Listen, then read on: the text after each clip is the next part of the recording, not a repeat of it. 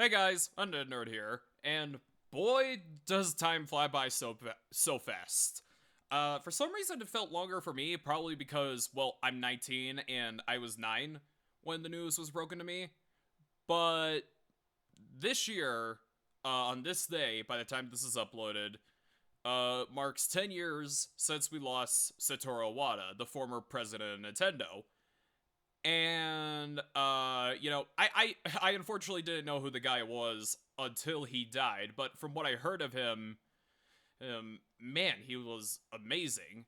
And like he wasn't really a big creator of some sorts. I mean, yeah, he did. I think he created Balloon Fight, but he is the reason why games like Smash Brothers and Earthbound are the way they are, and as we know them and love because of the notes he gave and so on and so forth. So first off, I want to mention his story and how he got here is pretty interesting. He was the son of a politician, and he and like him and his friends rented out an apartment in I think it was like I don't remember if it was somewhere near Tokyo or Kyoto, but that was for HAL Laboratories and how they used that for a a headquarters of sorts.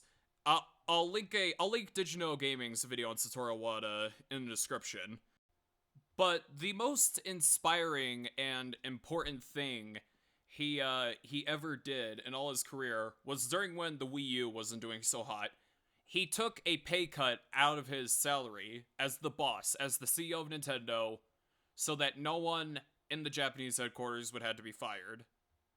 That is just amazing. And like, of course, all of you watching this video know we had the unspecified virus of unknown origin, and I mean, to be honest, I'm not really as sympathetic as I would be around that time because a lot of companies hire a bunch of like woke people and far lefties dictating works, but like back then it was every other business.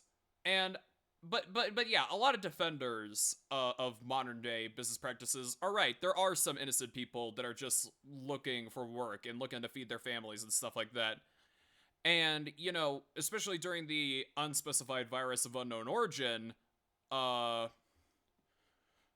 a lot of people were being laid off left and right. Like, especially at Disney. Like, I literally saw people who worked at the Disney park say, I want my job back, quote unquote. And, if only people like Bob Iger or Josh D'Amaro, I know a lot of people say JPEG, but come on, Iger was good. And also, speaking of signing off on things, he worked overtime to help with Super Smash Bros. Melee, alright, when that game was in development. And he also signed off on Nintendo Directs and stuff like that. Like, it all started under his reign at Nintendo. Like, and not to mention, he had really good English. Like, I visited Japan, alright, the non metropolitan parts of Japan, like, speak way better English than places like Tokyo and Osaka do. But my god, it is still. His English was really fucking good. It's even better than Miyamoto's. And, man, he just seemed like a nice and cool guy altogether. And I miss him to this day. I would love to see. Sorry, I hiccup and burp for a second. I would love to see, his reaction to the Switch. I would love to see, his reaction to Super Nintendo World at Universal or the recent movie. But I will also say this: the company, I don't know if it was like this full on back in the day, but I noticed that the company definitely did start getting greedier when he left us. Not only left the company, but left us, left the world in general.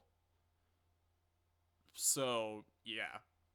So for a great businessman and a fun guy who made a great quote, all right, on my business card, I'm a corporate president. In my mind, I am a game developer, but in my heart, I'm a gamer. All right, this is going to be an inspirational voice, and I just hope more and more people, regardless of video games or not, when it comes to the world of business, take notes from him. Like, maybe companies would be a lot more successful if we had more Iwatas in the world and less, like, Kathleen Kennedys or something like that. But yeah, thank you all for watching. Sorry if I didn't have a lot to say. I feel like I just highlighted a lot. But yeah, see you guys later.